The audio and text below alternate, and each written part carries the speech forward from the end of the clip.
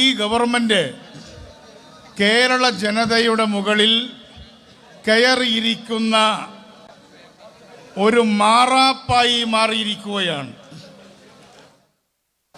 ഈ ദുഷിച്ച് നാറിയ മാറാപ്പ് വലിച്ചറബിക്കടലിലേക്ക് എറിയാനുള്ള തെരഞ്ഞെടുപ്പാണ് ഈ നിലമ്പൂരിൽ നടക്കുന്ന തെരഞ്ഞെടുപ്പ്. ഞാനതിൻ്റെ ചരിത്രവും ഭൂമിശാസ്ത്രവും ഒന്നും പറയുന്നില്ല. ഒരു കാര്യം ഞാൻ പറയാം. ഈ തെരഞ്ഞെടുപ്പിൽ ഐക്യജനാധിപത്യ മുന്നണി സ്ഥാനാർത്ഥി ആര്യാടൻ ഷൗക്കത്ത് ജയിക്കുന്നതോടുകൂടി പിണറായി വിജയൻ ഗവൺമെന്റ് ഒരു കാവൽ മന്ത്രിസഭ പോലെ നിഷ്പ്രഭമായി തീരും. പിന്നെ ഈ ഗവൺമെന്റ് ഇവിടെ ഇല്ല, പിന്നെ ഇവിടുത്തെ ദുർഭരണമില്ല. അതിൻ്റെ ഫലം എന്താണ്? ആ ഗവൺമെന്റ് പോകുന്നതോടുകൂടി കാട്ടാന ചവിട്ടിക്കൊല്ലുന്ന സാധാരണക്കാരനെ ചേർത്ത് പിടിക്കാൻ ഐക്യജനാധിപത്യ മുന്നണിക്ക് അവസരം കിട്ടും. ഇന്ന് മനുഷ്യനെ ചവിട്ടിക്കൊന്നിട്ട് ആന കാവൽ നിൽക്കുമ്പോൾ അങ്ങോട്ട് തിരിഞ്ഞു നോക്കാനാവാത്തൊരു വനം വകുപ്പാണ് ഈ ആദിവാസി മേഖലയിൽ ഇവിടെ നിലമ്പൂരിലുള്ളത്. എല്ലാ സിസ്റ്റവും തകർത്തെറിഞ്ഞ ഗവൺമെന്റ്.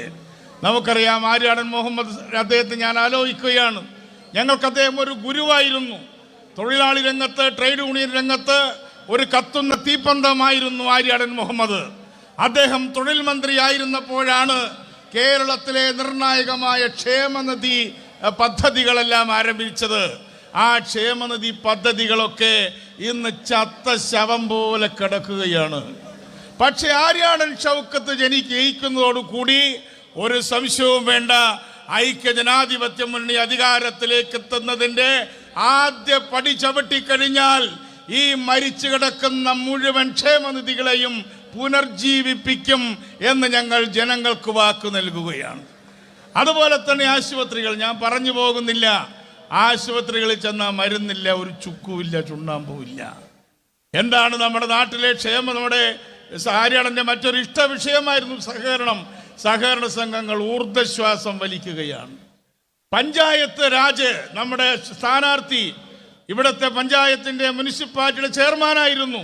ഒരു മാതൃകാ തദ്ദേശ ഭരണ ചെയർമാനും പ്രസിഡന്റുമായിരുന്നു അദ്ദേഹം. അതിൻ്റെ എല്ലാ ജനകീയ ആസൂത്രണം എന്നിവരെ ഓമന പേരിട്ട് വിളിച്ച ആ പദ്ധതി മുഴുവൻ തകർത്തു. പ്ലാനിംഗ് മുഴുവൻ തകർത്തു. പഞ്ചായത്ത് രാജ് തകർത്തു. ക്ഷേമനിധികൾ തകർത്തു. ആശുപത്രികൾ നോക്കുകുത്തികളാക്കി. വനം വകുപ്പിനെ കയറൂരി വിട്ട്, കാട്ടാനയെ വിട്ട് മനുഷ്യനെ ചവിട്ടി അരക്കുകയാണ് ഈ ഗവൺമെന്റ്.